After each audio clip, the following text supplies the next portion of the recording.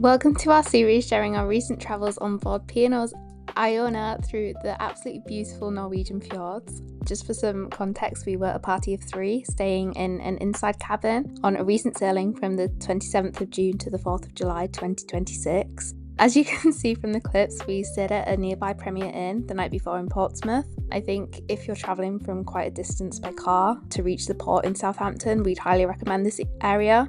It was much cheaper and we only had about a half an hour drive to the cruise terminal on our embarkation day, so it was a really smooth process actually getting there.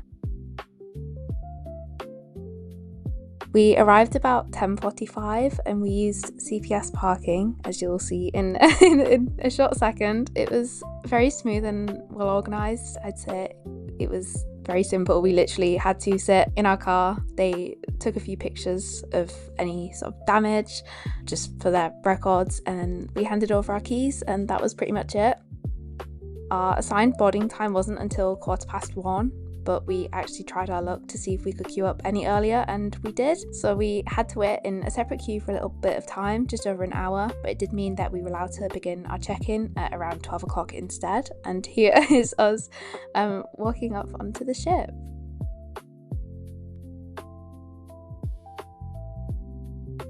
So the first thing you have to do as soon as you head on board is go straight to your muster station to familiarise yourself with where you need to go in the event of an emergency. Ours was actually right here in the Grand Atrium at the Emerald Bar, which made it very, very convenient. And of course, to celebrate being on board, we stopped by Brody's on deck 7. It's an English style pub and like a sports bar for a quick drink. We did a little bit of exploring off camera, and right on the dot at 1:30 we had an announcement from the captain telling us that our cabins were ready. Ours was actually in the midship on deck 4, and it was a really nice cozy little room that served us well for the week. Obviously it's not the largest and most glamorous cruise cabin that you'll ever see, but we definitely made it work. It was very clean, very comfortable, with a decent amount of storage. You can see the 2 twin beds and also a sofa bed as well.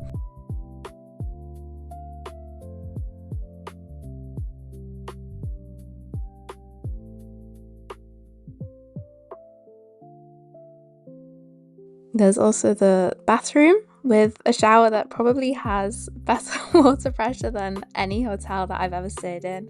I believe you also get complimentary shampoo and body wash too from I think it's the White Company.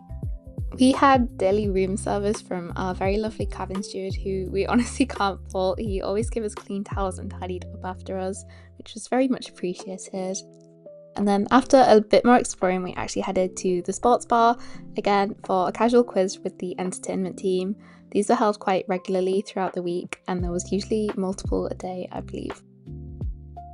Of course, we also had to check out the casino while it was still quiet. Obviously, the casino on board, as well as the ships, can't actually open until the ship is no longer in port. This area is also non-smoking, unlike some other cruise ship casinos, just as a point of reference. The only smoking area on board is actually on deck 18, I believe. And we also headed to the Sky Dome to get some more drinks. We definitely tried to make use of that classic drinks package, as you can probably tell, and we then watched some other ships sail away before returning to our cabin to get ready for the night ahead. Of course, we had to have our first dinner on board in one of the main dining rooms. If you're new to cruising or aren't very familiar, the food in the main dining rooms is always included in your cruise fare, subject to a few supplementary options. It can be a bit confusing at first, but to see all the guests, there are actually 4 distinct main dining rooms on Iona, but rest assured that the same menu that is served in each one, you are missing out on anything regardless of where you choose to eat. 2 are a bit on the smaller side, which are aqua and opal, and 2 are a bit bigger, which are pearl and coral. We really enjoyed pretty much all of the meals that we had on board, and we found that there was always something to suit our tastes. The crew were always very conscientious of allergies and dietary requirements, and they were always happy to make any extra adjustments that we asked for. So overall, it was a very nice first meal. We then I did a bit more exploring, and tonight was actually the 27th of June, so there was a World Cup England match playing across multiple different venues on board. This did prove a bit too loud and busy for me personally, so I instead opted to go and watch that night's performance at the Headliners Theatre, which was a festival, and it was a very nice little way to like pass the time. Obviously not a West End style performance, but I think the singing was very good and the dancing and a little bit of a cheesy story as well. We of course had to stop for a few more drinks before retiring for the night. This was definitely not all the drinks that we were having throughout the day. We were having quite a few more, but just a few highlights, if you will. And then it was the next day. This is our first sea day. You can probably tell by like the absolute abundance of people everywhere outside.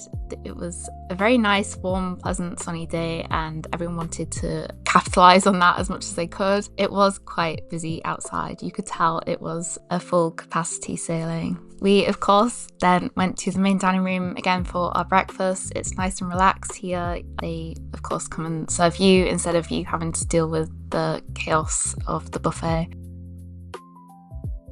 This was one of the guest speakers. I think it was Norwegian Vikings that he was talking about. They definitely keep you very occupied. There's plenty to do on the sea days on board. We instead opted for a bit more of an expensive option, as you can see by the prices on the screen. We did a round of bingo and we did not win. And we even tried again on the final sea day of our cruise, but we did not win then either. Here you can see me trying to get a little bit of footage of the lunchtime buffet, but it was of course very busy and chaotic and I couldn't get too close up to anything. We do have a few more clips of the buffet throughout our future vlogs on Iona, and then also we plan on doing a full dining guide as well where we will go into a bit more depth. But instead of eating there for lunch, we went to the Olive Grove, which is, I think, quite confusing for quite a lot of guests. We often saw people outside of this restaurant trying to make last minute bookings, and every single time they were sent away essentially. They were told that they cannot fit anyone else in for the rest of the cruise. So to give you a bit of a heads up, I think this is classified as a specialty dining option, but it is completely free of charge. You do not have to pay anything except for the few items on the menu that are like a supplement. Instead of pre-booking prior to coming on board like some of the other restaurants like Sindhu or the Beach House, you just book on the app or at the front of the restaurant as soon as you go on board. The service here is slightly slower than if you were in the main dining room or one of the grab and go options, but I think that's because it is all cooked to order and it is very nice and enjoyable meal. Here you can see we were watching one of the entertainment experiences for that afternoon. It was essentially like a game show with guests on board who were in teams, and it was a bit like Family Fortune, so it was quite a fun way to pass time. The first sea day of any Iona sailing is actually what they call celebration night. It's the formal night basically. It is where there is a dress code that is enforced in, I'd say, like over half of the venues on board. Quite a few of the dining options and a lot of the bars. You obviously don't have to take part, but I think quite a lot of people do. They see it as a fun way to get all dressed up and feel a bit fancy. You have to wear a suit and tie, like black tie for men, and sort of any nice evening gown or jumpsuit or anything similar for women. The dining options for the celebration night are a bit more elevated, as you can probably see from the menus.